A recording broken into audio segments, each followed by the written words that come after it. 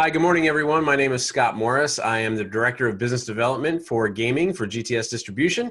We are here with another one of our B2B webinars. We've got a great one today. We got Callipe Games, who is returning with us. We have Ray Wehrs, the owner and top dog, and Marcelo, who is, what is your actual title again, Marcelo? You're like the Director of Awesomeness or something? I am the Chief Amazement Officer. Chief Amazement Officer, the CAO. I've never heard that acronym. That's great. And we're going to talk about two really cool games. We're going to talk about the Mansky Caper, and we're going to talk about Everyone Loves a Parade. We're also want to make sure everyone knows, everyone who is attending here live today is going to be eligible for a free demo copy of Mansky Caper, which when you see it, you're going to love it. It's awesome. It's one of these games that when you have it physically out on a table as a demo, people are just going to naturally be attracted to it because it's got these like 3D safes and just really cool stuff. But in addition, if you order Mansky Caper or if you pre-order Everyone Loves a Parade between now and next Monday, which I believe is March 4th, let me just get my math correct. Yep, March 4th, you'll be able to get 52% off MSRP as well. So you get a little bit of an extra savings, which is awesome. Take advantage of it. That's right. With that, I just want to let everybody know, if you have questions, when you join in, everyone's going to be muted, but when you have questions, if you hover over your window, there's a little chat bubble at the bottom. If you have any problems bringing it up when you hover over it, you can just hit your Alt key and that will bring it up as well. I believe it's the Command key on Macs as well. And then there is a chat bubble window. You can click on that, and you just want to make sure that the drop down for your chat says all panelists and attendees. That'll make sure that your questions get sent to everybody. And feel free to ask any questions. Like I tell everybody, pardon the pun, but everything is on the table. So whatever kind of questions you have for Ray or Marcelo as we walk through the presentation, let us know. Be happy to answer things either in chat or in video as timing goes. So Ray, I'll watch the chat window. You don't have to worry about that. And I'll let you know if there's any questions that pop up. Other than that, I really appreciate everybody joining. I will take my face that was made for radio and let it be quiet, and I will let Ray start off with everything. So, ladies and gentlemen, Ray Wehrs. All right. Thank you, sir. First, I'd like to thank you all for joining us today. And I really appreciate GTS giving us the opportunity to run through the Mansky Caper and Everyone Loves a Parade with you today. We're going to have some fun and let you know what we're up to. So with that, let me get us started with the slide share here. Let's see here. Do we have the PowerPoint up? Yes, PowerPoint is up in front and center. All right, good deal.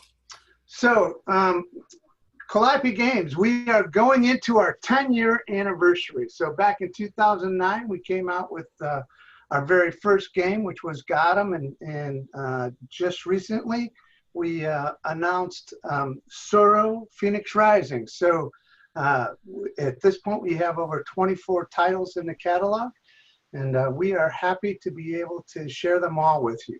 So I am Ray Wehrs. I am the owner and top dog over at Callipe Games. I do everything from sending out emails to answering the phone to even doing the old cleaning the house and the bathrooms from time to time. So I've been in the gaming industry for a little over 20 years. I'm a serial entrepreneur. People always ask me what it's like to be an entrepreneur, and I keep telling them that the entree is manure. I started in the games industry back in 1999 when we launched WizKids. After we sold WizKids to Tops, I moved on to EDOC, and then Smith & Tinker, and then Callipe Games. So we've been making all types of games for those 20 years. And then I'm also a big believer in trying to help people out. I spend a lot of time with the folks over at Children's Hospital. And then Calliope as a company will back and support as many charities as we possibly can. So that's a little bit about me as the owner of Callipe Games. But Personally, my wife and daughters are what make me go and get out of bed every morning. They truly are what's most important, and the real reason why I started Callipe Games. When my girls were much younger, they when they received their cell phones, they would actually be in the same room texting each other. And I said, okay, that's it. Enough's enough. And we sat down and put the phones away and started playing games. And Calliope was started from that experience, and really wanted to try to help everybody share some quality time with each other. But when I'm not spending time with my family, what I love to do most is ride my motorcycle. And I have 3 of them at this point. And I love to ride all throughout the mountains here in the Washington and Pacific Northwest. And I stop for a beer from time to time. So if there's any of those subjects that you would like to talk about, I'm more than happy to have a conversation. Joining us today is Mr. Marcelo Figueroa. He is our Chief Amazement Officer. Marcelo can be reached directly at 425-281-7989, and he's here to support you and get you any information that you might need regarding Callipe, the games, on how they play, their availability, any of that kind of stuff. If our friends at GTS don't have the information, that's bad on us, and we will do our best to get them the information. But should that ever happen where it's not available, please give us a call. We're more than happy to get you what you need. And that's Marcelo. Marcelo is started out in the retail side of things over 30 years ago with All Star Games. He's also worked with different publishers, so he knows the publishing side of it, AEG and Calliope Games. He's been in distribution, ACD, Golden Distribution, and PhD, and he's got well over 30 years experience. So I do encourage you to pick his brain. And if you want to have, hit him on the personal side, you want to talk to him about prints and music, that's one of his passions, along with the Dodgers, beer, especially from the Laverne Brewery where he lives. And then Marcelo is also a DJ, and he's always willing to spin a disc. So make sure you touch base with him and share some stories. So a little bit about where Marcelo and I have been this year already. Early in the year, I went to the Nuremberg Toy Fair and had a great time sharing all the new products that are coming out for this 10-year anniversary, one of which will be Everyone Loves a Parade. Last month we talked about Ship Shape, so those are 2 of the 4 games that we have planned. We did the same thing at Toy Fair in New York when we just got back on late Thursday night. And then next, in another week and a half, I guess, we're going to be out at Reno at the Gamma Trade Show. I would let you all know that we are not going to have a booth out there. Marcelo and I will both be in attendance, and we will be with games in hand. If you would like to see any of the new games, or any of the old ones for that matter, please tap us on the shoulder or send us an email. Pick up the phone, give us a call, set up an appointment, and we'd love to sit down and play the games with you. So that's at the Gamma Trade Show, March 11th through the 15th. All right, so Callipe Games and the 10-year anniversary. Well, if you're going to go into 10 years of business, you got to have a new catalog, right? So if you'd like to download our new catalog, go to bit.ly/2019_Callipe Games, and you will be able to download our brand new 2019 catalog, which will have the entire 24 games in it, along with the UPCs, description, pictures, everything that you need will be right there. Callipe Games, who are we? Well, We play games and publish games that play in under an hour. We specifically target them for ages 8 and up. All of our games are made for adults. However, they are made in such a way that kids as young as 8 can actually play and compete without the adults throwing the game. And the idea is that everybody actually gets to have fun. So instead of an adult stepping down into a child's world, we're asking the child to step up into the adult's world. And when that happens, really, really cool things tend to happen at the game table. And we're really proud of that and proud of those experiences. Because we really want to be able to entertain the entire family and friends, most of our games will play 2 to 6 players, but sometimes they go up to 8 and even 12 players. They all range in price from $10 to $40 retail, and most of the titles are $30 or less. So, different people call us by a different category of games. Some people call us casual games. Some people refer to us as family games. Gamers refer to us as filler games or gateway games. Filler games being what they do when somebody gets voted off the island in between games on game night, right? And in gateway games, we are the titles that they will commonly use to introduce their friends to their favorite hobby. So that, in a nutshell, is what we do on paper, but really that's actually not what we do. What we really do is facilitate fun by bringing people together to share a common experience. Our goal is to get people sitting around the table, sharing an experience, having fun, telling stories, and actually being able to experience one another instead of being on their digital devices and working all the time. So pull someone around the table and have some fun with the Callipe game. So Mansky Caper, that's the first title that we want to talk about today. Again, just like all of our products, ages 8 and up, 2 to 6 players. This game plays in 40 to 60 minutes and it retails for $40. There's a lot of things in this box, a lot of things, and one of the most important things is that there's so much in it.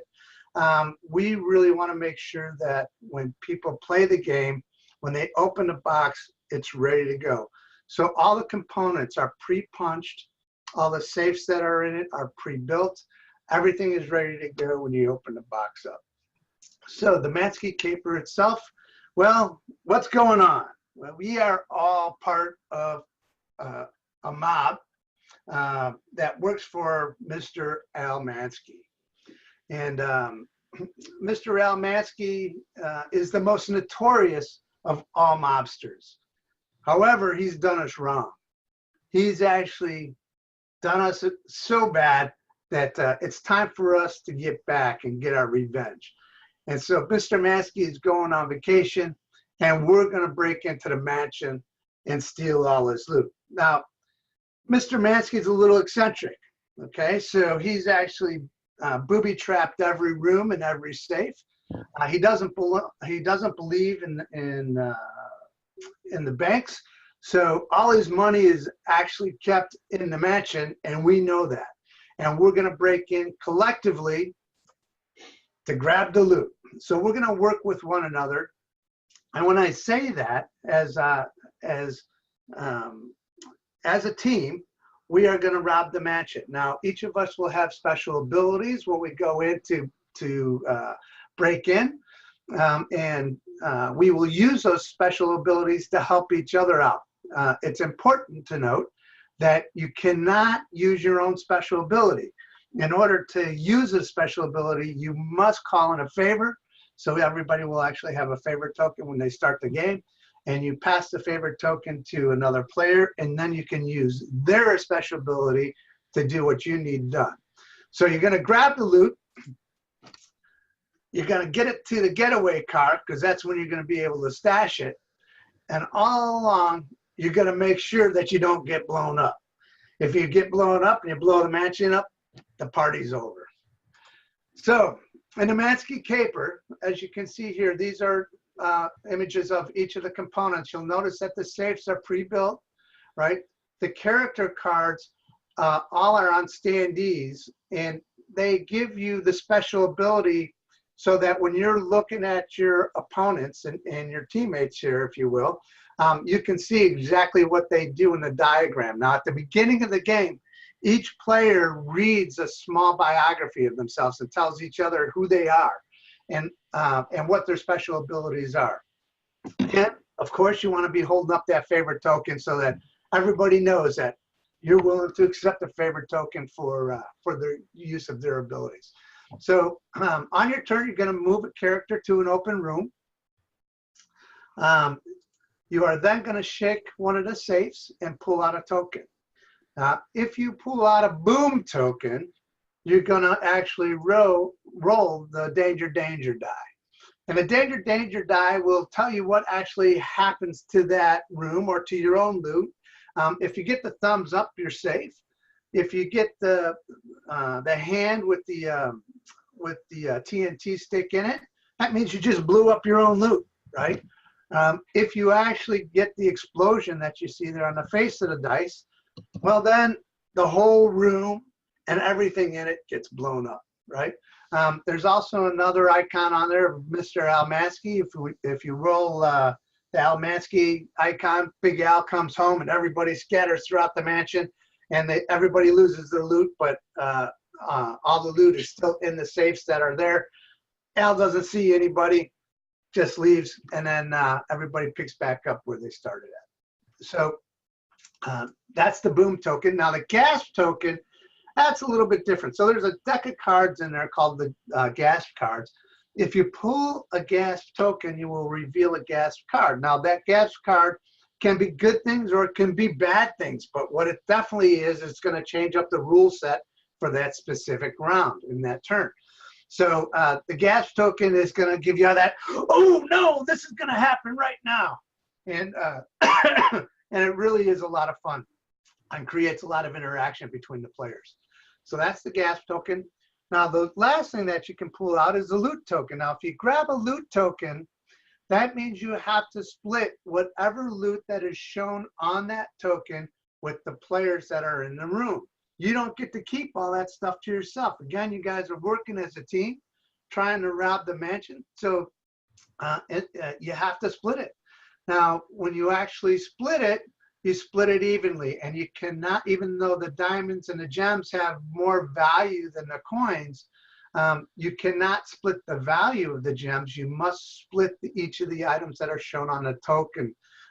If there's an odd number of pieces, they're going to remain on the floor of that room until somebody leaves or until additional tokens are pooled so that everybody can get an even share. So the last thing that you can do during your turn is actually call in a favor, right? When you call in a favor, you will be using somebody else's ability. Those abilities range in everything from pulling out different tokens from the safe to rolling the dice and actually creating safety nets for yourself. And then the last thing is you're going to head to the getaway car. Now, if you leave a room and go to the getaway car, you are stashing what loot you have on top of your bag, everything that you've been able to collect. Now, when it's actually on top of your bag, like you see at the top of the image here, that is unsafe loot. If the room blows up, or if your loot blows up, you lose everything that's on your stash bag. But when it goes into the stash bag, then it's safe. It's safe from the bomb. If somebody rolls an explosion, you're good to go. However, when you're at that getaway car, you're not going to be able to split any additional loot that comes out of the room that you came from because you're now at the getaway car. One caution about being at the getaway car. There's a buddy-buddy rule in the game. And if somebody else comes to the getaway car when you are there, they can turn in their favorite token as the buddy-buddy rule. And at that point, both the players that are at the getaway car will empty out their stash bag and they will split their stash evenly between them.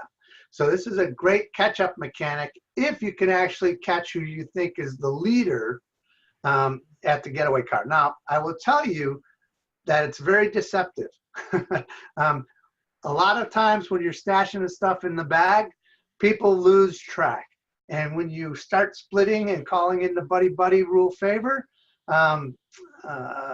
you don't always end up on top. Let's just put it that way. So the Mansky Caper. Now, what do you get inside the box? Well, you're going to get 5 safes. And again, the safes are all pre-built. You're going to get 8 unique characters and character cards. Now, remember, this is a 2 to 6 player game, which means you're going to have characters that aren't always used in every game, which means every game is going to change. The other thing that will happen is you're going to get 10 room cards. Now, the room cards, you're only going to use 5 of those. So the replayability of this game is just huge. You're going to get 6 stash bags. You're going to get the custom danger die. You're going to get hundreds of coins, literally hundreds of shiny gems, and then a comic book that tells the story that we just went through, but it doubles as the rule set. Now, the comic book itself, the first part of it is truly a comic that walks you through the story, but also the first round of the game. So by the time you're done with the reading the story itself, you've laid out the game and played the first round. It's really kind of cool. So, and then the minutia is in the back half of the book.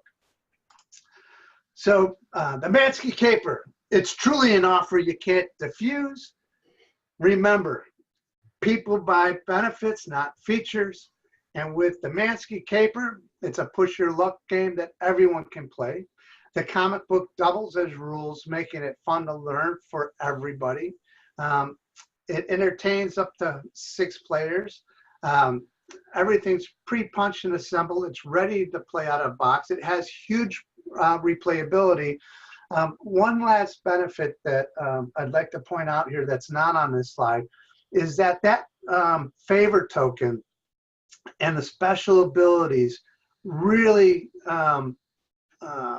facilitate player interaction, and it makes the game so much fun. So it's more than just pulling a token out of the safe. When you're actually using everybody's abilities and trying to con them, if you will, to give up their favorite token to use your ability, it's a lot of fun, a ton of fun. So and you know, we're talking about beer. I'm always good for matching up the beer with the game. And Moretti here is a fantastic beer to go with this game. The gentleman that's actually on the Moretti bottle, not only does he look like Mr. Al Mansky, who also happens to look identically to the designer, Mr. Ken Franklin. And so a little bit about Ken. He's going to be on a game show coming up in a very near future. Mental Samurai with Rob Lowe. What was it? The show is called Mental Samurai with Rob Lowe. Yeah, and it's pretty crazy. He's going to be riding an amusement ride and answering trivia questions. And we'll see how that whole thing goes. But that's Mr. Al Mansky and Ken Franklin. For attending, we are happy to give you a free demo, and we really appreciate that. And Scott, I'll let you take this part of it. Yeah, sure. Just as a reminder for all the retailers, so if you're here attending live, you are eligible to get a free demo copy of Mansky Caper. You don't really have to reach out to your sales reps, but by all means you can. That would be great. But after this is over, we get all the information of the attendees over to the sales reps at GTS. They'll contact you, get everything set up so that you can get your free demo copy. Like Ray showed before with that picture, this is a great game that when you when you have it out on a table, able to be demoed, it's one of those things that people just naturally get drawn to because A, it's very colorful and it does have that comic book kind of feel to it. but seeing the 3D safes and the interaction of having to pull things out of those safes, there's just that almost kind of like loot box kind of like feeling of, hey, I want to get involved with this and I want to do that. The other thing too, I want to throw out there, and this is a great game to demo just for this exact reason. This is a push your luck game, but most push your luck games usually are in a situation just by design where the person who's pushing their luck is the only person involved and the other people are just kind of sitting around waiting. With the Mansky Caper, like everyone's involved every turn. And that's a big thing for me personally, but it's also a big thing for a lot of gamers is when people, you know, spend $30 or $40 or $50 on a game, they don't want to just be sitting around waiting for other people's turns all the time. And I found that from my experience playing Mansky Caper, it's really cool because even though that one person is in the room and pulling something out of that safe, what their actions are, what they do, the ability to ask for favor tokens from other people, it just keeps everybody engaged, which makes it a great game to demo. So when you have the chance to get this in your store, it should be something that provides a good amount of laughs and a lot of fun. And to that point, this game was under design for over 7 years, right?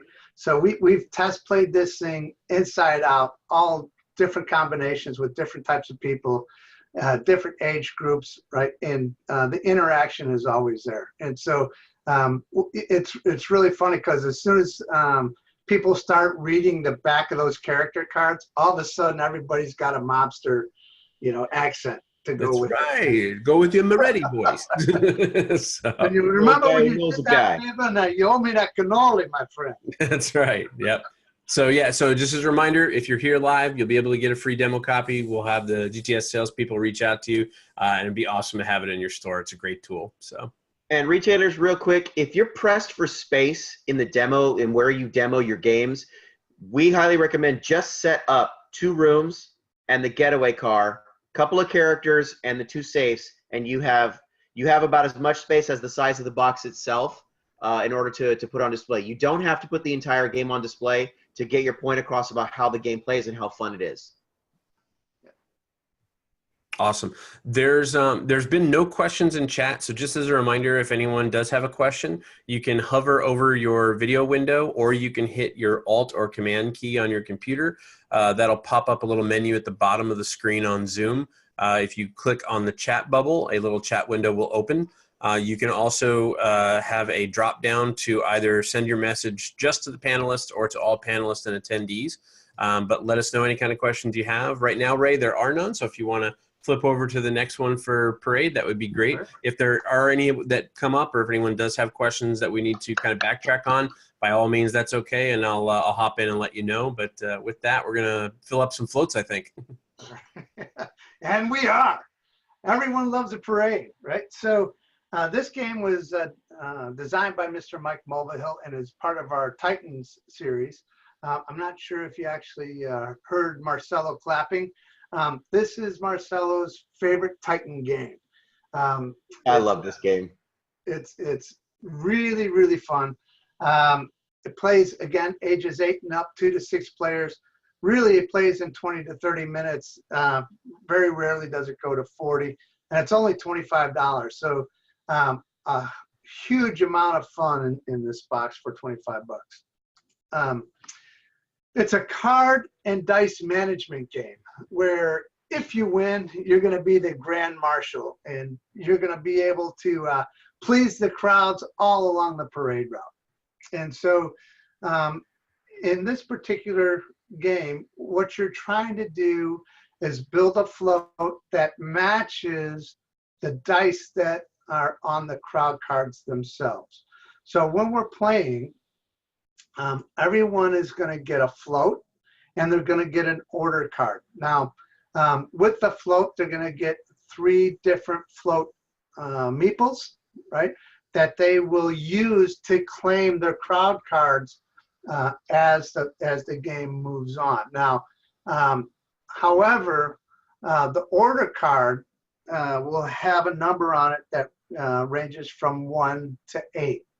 And if you are order card number 1, then you're going to be the first to choose which crowd you want to put your float on. However, if you're order card number 8, you're going to choose last. Now, between 1 and 8, there's a huge amount of difference in what you can do to the crowd with the order card itself. So you're going to build your float, and then once all the floats are built, everybody's going to flip over their order card, and that's going to let each player know when they can, in turn sequence, when they can actually claim a crowd card. Now, the order card number 1 will have no abilities with it. You're just going to be able to claim whichever crowd card you want. However, all the remaining order cards will allow you to do something to your float or to the crowd. And it could be add a die, add a card, re-roll a die, add a card and a die. You know, you'll be able to do all different sorts of things depending on which order card you have in your hand. And you're going to want to use that order card when you're deciding how you want to decorate your float. And so when you decorate your float, you're going to, there's 5 cards that are flipped up that will have flags on them, flowers on them, and balloons. Now, each one of those items will be in what we call the warehouse. Those are the 5 cards that are above the game board. And you're going to choose one of those cards and put them on the float. And you'll notice at the bottom of the cards, and on these particular 2, you'll see a 1 with an arrow pointing to the left and right. That means you can actually move a die, 1 card to the left or 1 card to the right on the crowd cards. The other card there, the blue flower card, you'll see a 2 times number down there at the bottom. That will allow you to re-roll any die on a card, on a crowd card, twice to try to manipulate that die to get the crowd to be viewing a float or liking a float that you're trying to build. So this game is all about manipulating those dice on the crowd cards themselves. And the way you do that, but the actual manipulation, is by carefully choosing which items are available to you in the warehouse and then adding them to your float. Now, when the floats are built, you want to try to please the crowd to win, to become the Grand Marshal. Now, the way you do that specifically is on your float here. If we had that, that red flowers, and we had chosen the crowd card that is Dave's guitar school, you would then match color and item for the dice that are on that particular crowd card. In this particular case, you'll notice that the card, the flower card, is worth 6 points. That's up in the left-hand corner. The flower icon is showing on the item die that's on Dave's guitar school.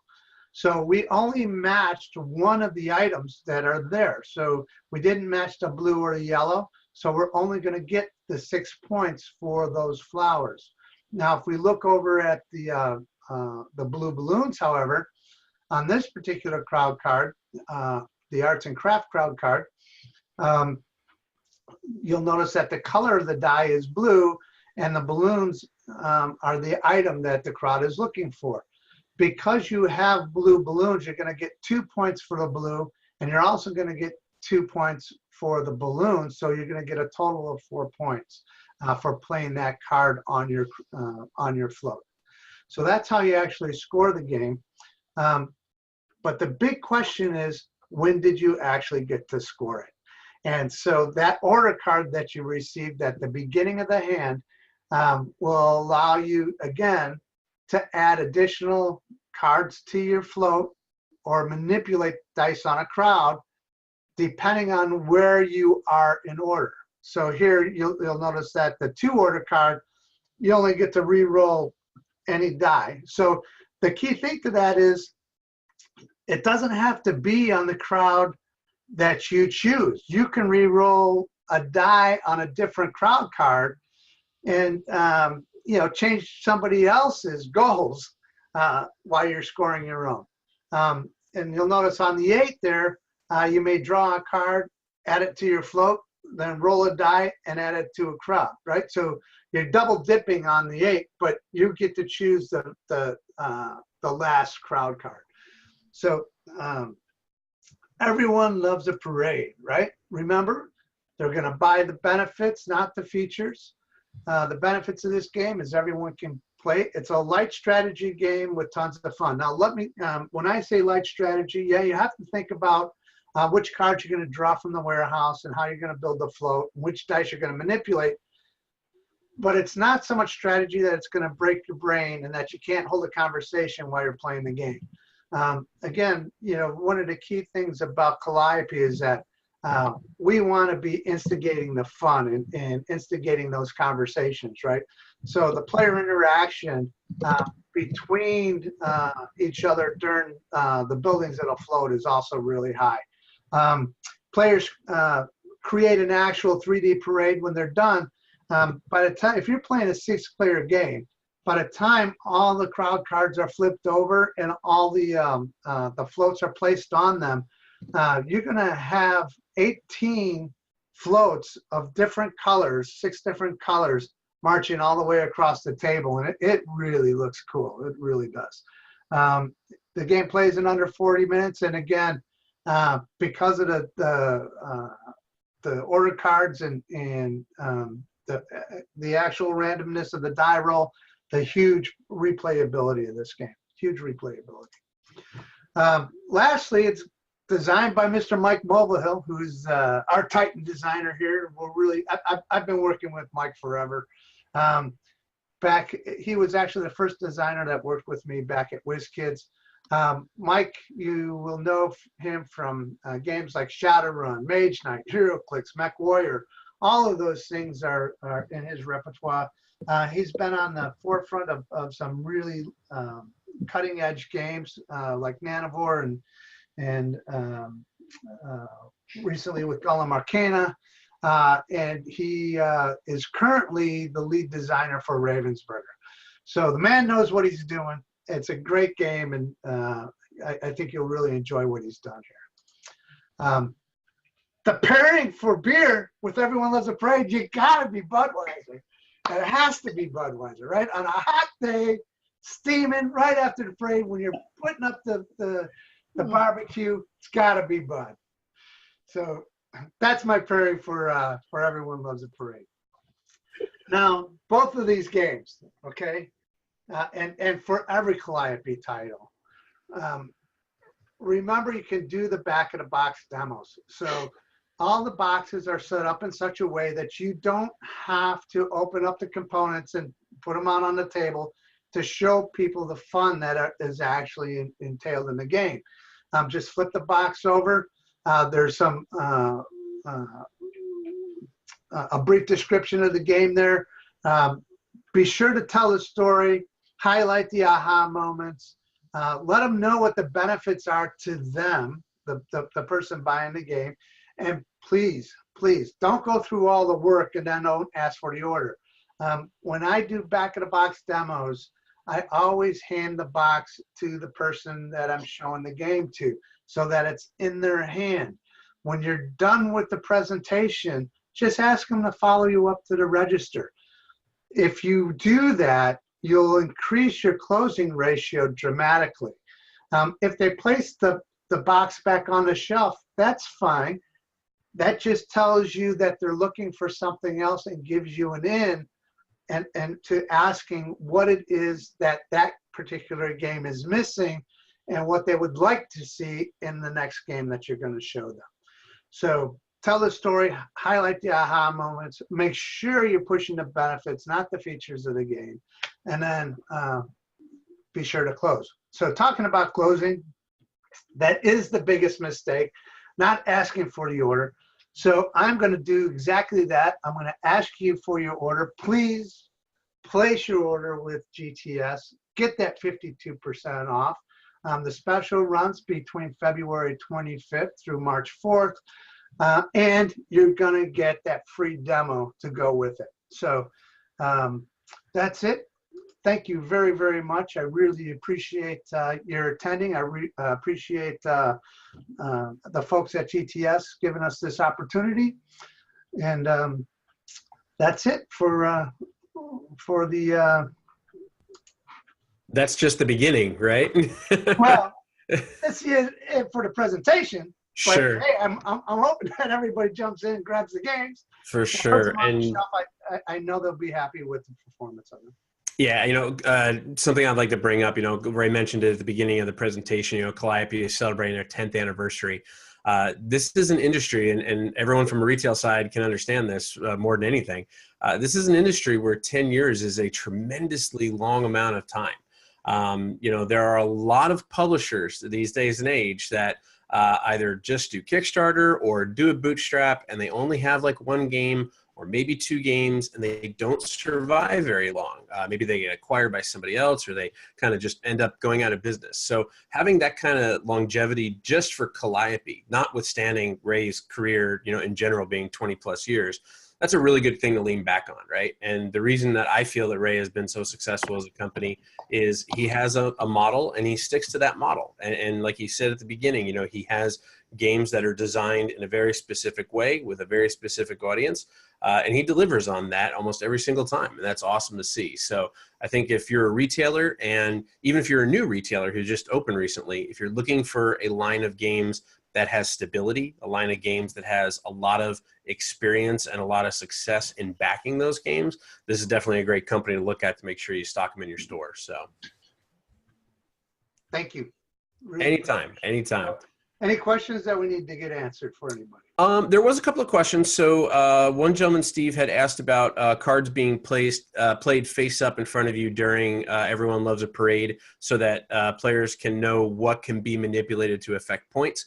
Marcelo did answer that in chat, saying yes, a chosen card is placed face up in front of the player.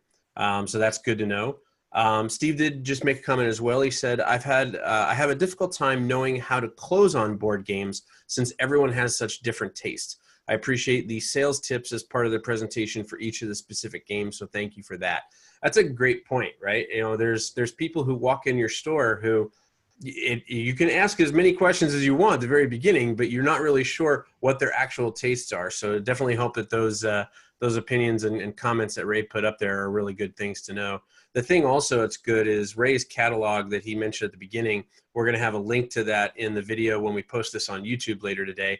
That's a great resource to go to get more information to help you close on those games that aren't just the two that we talked about today. Like Ray mentioned, Calliope has a really, really broad catalog of games for every type of player that could be looking for stuff. So that's a good resource as well to get some more, kind of sales tips as to when you're talking with consumers as to what they could like and not like around the games. So just a little bit about the qualification process. And when you're dealing with a customer that walks in the store, and like you said, you may not know who they are, you may not know what their tastes are. When you approach that customer and you start talking to them, make the conversation about them, not about you, not about the store. Don't try to impress them with the store. They're already there. They made the decision to open the door and walk in. So at this point, you want to get to know them. Ask them what games they currently play, what they like and what they don't like, and hopefully the answers to those questions will get you into the next box, right? The next game that actually makes sense for them. That's great advice. Awesome. I would also say go a little further. Ask them who they play with in terms of the age ranges and the kinds of games that the people they play with play as well. Yeah, I know there was some comments earlier on chat. Marcel, you had mentioned about teaching Roll For It to 4-year-olds and 5-year-olds. That's one of the things that me personally that I have always loved about all of the Calliope games is that they are absolutely easy to teach any age group. And a lot of your games, even when there is text involved, there's not a lot of text involved. So even younger children who are just learning how to read can easily either learn it on their own or just with minimal help be able to play. For me, whenever I think family game night, it's Calliope, right? And that's just kind of synonymous with what we do together as a family, no matter what the ages are it's involved. So that just means we're doing something right. I just hope you're wearing your Batman hat when you're playing. I do actually have it right here. So, always. So, Awesome. Well, that's all the comments and the questions we've got in chat right now. There were, on some of the slides, there was some contact information for Calliope Games. But just so they have it one more time, Ray, Marcelo, what's the best way for people to find Calliope Games online other than the obvious calliopegames.com? And then Facebook. Facebook and Twitter are both very active for Callipe Games. Awesome. Awesome. And of course, if you have any questions, any comments about the presentation you saw today, any suggestions, feel free to let us know. You can always reach me directly. My email address is smorris@gtsdistribution.com. With that, though, I want to say thank you very much. We really do appreciate everyone taking their time out of their Monday mornings to come and join us and learn a little bit more about these awesome games from Calliope. Ray, thank you, and Marcelo for joining and taking the time as well. So Thank you, everyone. Next time, thanks very much, and have a great week selling in your stores, everyone.